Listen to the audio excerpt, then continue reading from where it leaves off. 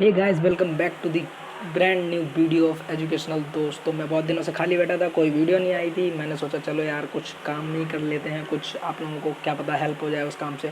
तो आज हम लोग पढ़ने वाले हैं सेंटर ऑफ मास के बारे में। ऐसे मैं शॉर्ट वीडियोज़ अब आगे लाता रहूँगा, जिससे एक वीडियो में आपके 2-3 जेई के सवाल और कुछ कॉन्सेप्ट्स मैं क्लियर कर सकूँ। और ये वीडियो रहेगी 7-8 मिनट की मैक्सिमम, ठीक है। तो अब हम सेंटर ऑफ मास की बात करने वाले हैं। असलियत में सेंटर ऑफ मास होता क्या, तो मैं इसकी तुम्हें फील दिला रहा हूँ। मैं थोड़ा सा तेज़ बोलूँगा तो उसके लिए माफ़ी चाहता हूँ। आप अगर चाहो तो वीडियो स्लो करके देख सकते हो, लेकिन मुझे 5 मिनट की वीडियो बनानी है, इसलिए मैं अगर 7-8 मिनट की वीडियो बनानी है, इसलिए मैं थोड़ा तेज़ बोलूँगा। अगर मैं किसी स्टिक को ऊपर हवा में फेंकूँ तो वो कुछ ऐसा उछलता हुआ जाएगी, ऐसे उछलते हुए जाएगी। अब इस पर अगर मैं एक कॉमन पॉइंट देखूँ, मैं इस पॉइंट को रेड से डिनोट कर रहा हूँ, तो वो पॉइंट बीचों बीच में होगा। मैंने क्या करा, स्टिक को इस ग्राउंड पे खड़े होके उछाला था, ठीक है। मैंने एक पॉइंट की ट्रैजेक्टरी देखी, इस पॉइंट की ट्रैजेक्टरी कुछ ऐसी होगी, ठीक है। और अगर मैं यहीं पे एक पॉइंट मास को उछालता, एक मेरे पास पॉइंट मास होता, उसे मैं उछालता, तो उसकी भी ट्रैजेक्टरी कुछ ऐसी होती। यानी कि अगर मैं इस रॉड का मोशन को ऑब्ज़र्व करूँ, अगर मैं इस रॉड के मोशन को ऑब्ज़र्व करूँ, तो रॉड का सेंटर ऑफ मास, मतलब सेंटर ऑफ मास एक ऐसा पॉइंट हो जाएगा जिस पे ऐसा लगेगा जैसे रॉड का पूरा मास जो है वहीं पे कॉन्सेंट्रेटेड है और वो एक पॉइंट मास की तरह एक्ट कर रहा है, ठीक है। तो अगर मैं इस पॉइंट को देखूं जो कि रॉड के बीचों बीच में होता है, अगर होमोजीनियस रॉड है यानी सारी तरफ डेंसिटी सेम है, तो रॉड के बीचों बीच में होता है, तो वो मास, मतलब वो पॉइंट सेंटर ऑफ मास कहलाता है, ठीक है। जो कैसे एक्ट करे, ऐसे जैसे पूरा का पूरा मास उसी पॉइंट पर कॉन्सेंट्रेटेड है। अब जनरली सेंटर ऑफ मास निकालते कैसे हैं, देखिए। सेंटर ऑफ मास निकालने के लिए सिंपल सा फॉर्मूला होता है, R of centre of mass is equal to, मतलब मास इनटू उसका कोऑर्डिनेट अपॉन टोटल मास। देखो, अलग अलग मासेस लेने हैं, उसके कोऑर्डिनेट से उसकी मल्टीप्लाई करनी है, अपॉन टोटल मास लेना है, ठीक है। जैसे अगर मैं बात करूं, ये मैं एक्स एक्सिस मानता हूं, ये 2,0 पे कोई पार्टिकल रखा हुआ है 2 kg का, 3,0 पे कोई पार्टिकल रखा हुआ है 3 kg का, ठीक है। ऐसे ही आगे रखा हुआ है, अगर पार्टिकल कोई ऐसे ही रखा हुआ है। तो अगर मैं इसका सेंटर ऑफ मास निकालने की कोशिश कर रहा हूँ, किसके अबाउट, ओरिजिन के अबाउट, तो मैं कैसे निकालूंगा, मैं ओरिजिन से निकालना चाह रहा हूँ कि कितनी डिस्टेंस पे इसका सेंटर ऑफ मास है, तो मैं कैसे निकालूंगा, 2 × 2, मतलब मास इंटू उसका कोऑर्डिनेट प्लस 3 × 3 मास इंटू उसका कोऑर्डिनेट अपॉन 5, ठीक है। तो कितना हो जाएगा, 3 × 3 = 9, 14, 13 अपॉन 5, ठीक है। तो ये तुम्हारा 13/5 था यार, 13/5 ये तुम्हारा हो जाएगा इसका सेंटर ऑफ मास, जो कि तुम्हारा एक्सियम होगा, क्योंकि वाई में कोई भी वाई कोऑर्डिनेट में चला ही नहीं है, तो वाई में सेंटर ऑफ मास जो होगा वो 0 हो जाएगा, ठीक है। अब मैं तुम्हें कुछ ऐसे ही तुम बाकी सारे सिस्टम्स के लिए डिफ़ाइन कर सकते हो, बाकी सारे सिस्टम्स के लिए फाइंड कर सकते हो इसी फार्मूले का यूज़ करके। ये तुम्हारा जनरल फार्मूला है। हमें करना क्या होता है वो हम आगे अभी सवालों में करने वाले हैं। अलग अलग होमोजीनियस कुछ ऐसे सिस्टम्स हैं होमोजीनियस जिनके आपको याद होने चाहिए कि कहाँ पे होता है सेंटर ऑफ मास। अगर मैं बात करूँ 2 बॉडी सिस्टम का, तो मैंने अभी आपको निकाल के दिखा दिया, ठीक है। अगर मैं बात करूँ एक रेक्टेंगुलर प्लेट लेने की, ठीक है, जिसकी लेंथ है बी, मतलब सॉरी लेंथ है बी और ये है ए, ठीक है। तो इसका जो सेंटर ऑफ मास होगा तो वो यहाँ पे कहीं होगा बीचों बीच में, वो तो हमें पता है। तो इसका सेंटर ऑफ मास कहाँ पे होगा, a/2, b/2 पे होगा, ठीक है। अब ये होमोजीनियस प्लेट है, पूरी की पूरी क्या है, होमोजीनियस प्लेट है, ठीक है। अब सेकंड चीज़, अगर एक ट्रायंगुलर प्लेट हो, अगर एक ट्रायंगुलर प्लेट हो पूरी, उसका सेंटर ऑफ मास कहाँ पे होगा, ये ट्रायंगुलर प्लेट है, ठीक है। इसका सेंटर ऑफ मास कहाँ पे होगा, इसका सेंटर ऑफ मास होता है सेंट्राइड पे। कहाँ पे होता है, सेंट्राइड पे, सेंट्राइड पे होता है, ठीक है। जो यहाँ से अगर मैं नीचे बेस से देखूँ, तो बेस से मेरा कितने हाइट पे होता है, h/3 की हाइट पे होता है। कितनी हाइट पे होता है, h/3 की हाइट पे होता है, ठीक है। अब आ गया मेरा रिंग। अगर मैं एक रिंग ले लूँ, यार बहुत ही गंदी रिंग बन रही है, बहुत ही गंदी रिंग बन रही है, तो मैं बनाता हूँ। अगर मैं एक रिंग को ले लूँ, इसका मैं सेंटर ऑफ मास की बात करूँ, तो इसका सेंटर ऑफ मास होता है तुम्हारा 2r/π पे।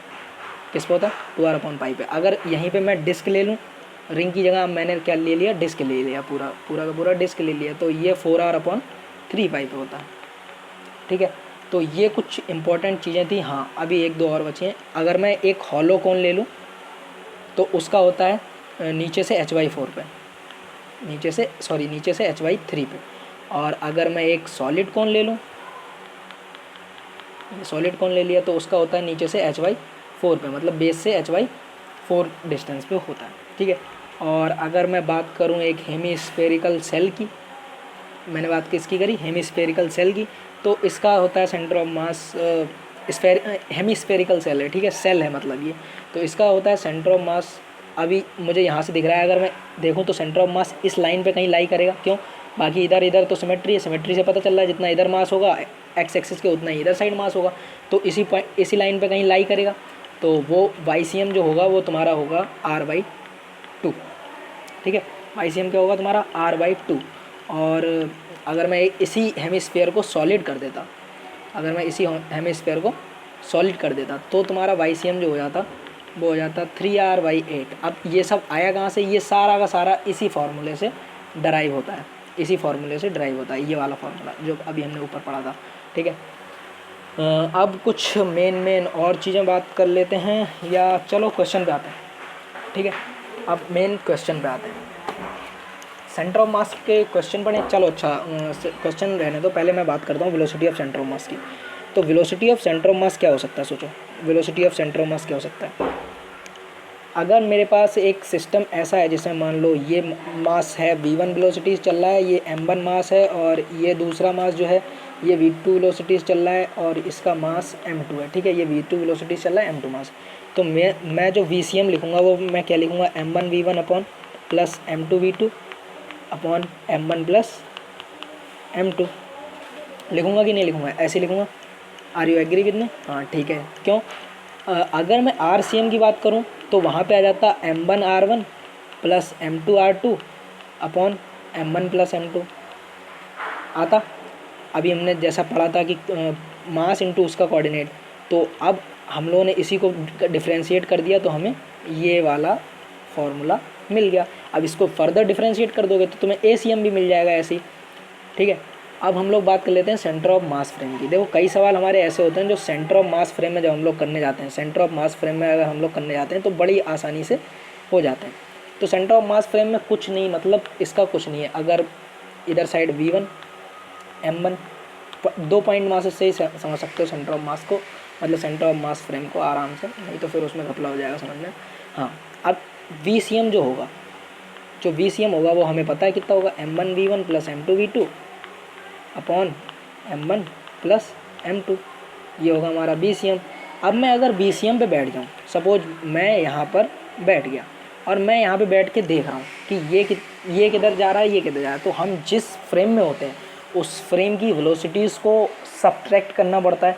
अगर मैं उसके रिस्पेक्ट में देखता हूँ, मतलब मैं अगर सपोज किसी चीज़ की वेलोसिटी को, मान लो V1 को अगर मैं P के रिस्पेक्ट में देखूँगा तो वो क्या होगा, V1 की ग्राउंड के रिस्पेक्ट में जो वेलोसिटी होगी माइनस करूँगा उसमें से वेलोसिटी ऑफ P, मतलब उस फ्रेम की वेलोसिटी को माइनस करना पड़ेगा। तो अगर मैं अब सेंटर ऑफ मास के फ्रेम में बैठ रहा हूँ तो मुझे इसकी वेलोसिटी क्या दिखाई पड़ेगी, जो होगी तुम्हारी V1 माइनस VCM, और इसकी वेलोसिटी क्या दिखाई पड़ेगी, V2 माइनस VCM दिखाई पड़ेगी, नहीं दिखाई पड़ेगी। हमने क्या करा, VCM जितनी थी उससे VCM को रोकना था, तो हमने इधर साइड भी VCM दे दी और इसे भी VCM दे दी, ठीक है। आई होप इतना समझ में आ गया होगा। अब अगर मैं यहाँ से बात करूँ तो velocity of one with respect to centre of mass जो आएगा, अगर तुम इसकी वैल्यू रख के पूरा सॉल्व करोगे, ये वाली वैल्यू उठा के रखोगे जो ऊपर है, तो वो तुम्हारा आता है M2 V1 minus V2 upon M1 plus M2, ठीक है। और अगर मैं V2 with respect to centre of mass की बात करूँ तो वो तुम्हारा आता है M1 V2 minus V1 upon M1 plus M2, ठीक है। अच्छा, अगर मैं बात करूं सिस्टम के पूरे मोमेंटम की with respect to centre of mass, system के मोमेंटम की बात करूं अगर सेंटर ऑफ मास के रिस्पेक्ट में, तो हम लोग क्या करते थे, सेंटर ऑफ मास के रिस्पेक्ट में वेलोसिटीज़ हमें पता है, इनकी मास से मल्टीप्लाई करो और मोमेंटम निकाल लो। तो अगर मैं मास से मल्टीप्लाई कर रहा हूँ तो V1 ये हो जाएगा M1 M2 upon M1 plus M2 को मैं लूँगा कॉमन, इधर साइड रहेगा V1 minus V2 plus V2 minus V1, और ये हमें पता है यहाँ से ये ख़त्म, चारों चीज़ें ख़त्म, तो ये पूरा का पूरा हो गया 0। तो ये बहुत ही इम्पोर्टेंट फैक्ट है कि सेंटर ऑफ मास के रिस्पेक्ट में किसी भी सिस्टम का टोटल मोमेंटम हमेशा जीरो रहेगा जब तक कि सेंटर ऑफ मास की वेलोसिटी कांस्टेंट नहीं है। यानी कि अगर एक्सटर्नल फोर्स नहीं लग रहा है हमारे सिस्टम पे तो पूरा का पूरा जो सेंटर ऑफ मास के फ्रेम में सिस्टम का मोमेंटम है वो जीरो रहने वाला है। ठीक है, पूरे के पूरे सिस्टम का मोमेंटम जीरो रहने वाला है। ये चीज़ हमें बहुत सारी क्वेश्चंस को सॉल्व करने में मदद करती है, तो उनमें से कुछ क्वेश्चंस हम आज देखने वाले हैं। तो चलिए बस इतना ही बोलूँगा मैं। हाँ तो हाँ, और कुछ रह गया बताने को? हाँ रह गया। अच्छा, ये अगर मैं देखूँ, इसे मैं ऑब्ज़र्व करूँ ध्यान से इस रिजल्ट को, तो अब मेरे हिसाब से मैं सेंटर ऑफ मास पे बैठा हूँ। सपोज मैं यहाँ पे सेंटर ऑफ मास पे बैठा हूँ, ये अगर V1 से इधर जा रहा है, ये अगर V1 से इधर जा रहा है, सेंटर ऑफ मास पे बैठ के देख रहा हूँ, मतलब ये वाले V1 V2 अलग थे, अब ये वाला V1 V2 अलग है। ठीक है, अब सेंटर ऑफ मास से देख रहा हूँ और ये इधर साइड किससे आ रहे हैं? V2 से जा रहा है। तो एक चीज़ बहुत ही ज़्यादा ऑब्जर्व करने वाली है। चलो अब हम लोग नीचे बात करते हैं, इधर साइड तो बहुत ही ज़्यादा खिचड़ पिचड़ हो गई। हाँ, कहाँ थे? हाँ, हम लोग थे यहाँ पे। अगर मैं देखूँ सेंटर ऑफ मास पे, मैं सपोज यहाँ पे बैठा हूँ, मैं यहाँ पे बैठा हूँ और एक मेरा ब्लॉक जो है वो इधर साइड जा रहा है, टुकुर V1 से। सेंटर ऑफ मास के रिस्पेक्ट में देख रहा हूँ मैं V1 से, मतलब वो वाला V1 और ये वाला V1 अब अलग है। और एक दूसरा ब्लॉक है जो इधर साइड जा रहा है B2 से। तो मज़े की बात ये है कि मुझे सिस्टम का पूरा मोमेंटम क्या करना है? जीरो। क्या करना है? जीरो। ठीक है, क्यों करना है? अभी हमने ऊपर देखा कि पूरा का पूरा सिस्टम का जो मोमेंटम है सेंटर ऑफ मास के रिस्पेक्ट में वो जीरो होता है। तो जब तक ये चलेगा तभी तक क्या ये चलेगा? सपोज ये अगर रुक गया तो ये चल रहा होगा, यानी इस डायरेक्शन में नेट मोमेंटम आ जाएगा, जो कि हमारा प्रूव नहीं है, जो कि हमने अभी ऊपर प्रूव करा कि नेट तो जीरो होता है। यानी कि सबसे मेन जो कॉन्सेप्ट है वो ये निकल कर आता है कि सेंटर ऑफ मास के रिस्पेक्ट में अगर मैं देखूँगा तो ये भी क्या कर रहा होगा? ऐसे चम कर रहा होगा, और ये भी क्या कर रहा होगा? ऐसे चम कर रहा होगा। ठीक है, तो अभी फ़िलहाल इस वीडियो में मैं इतना ही करने वाला हूँ, और अगर आपको इस वीडियो के सवाल चाहिए तो मैं नेक्स्ट वीडियो बना दूँगा सवालों से रिलेटेड। यार बहुत टाइम हो गया, क्या करें।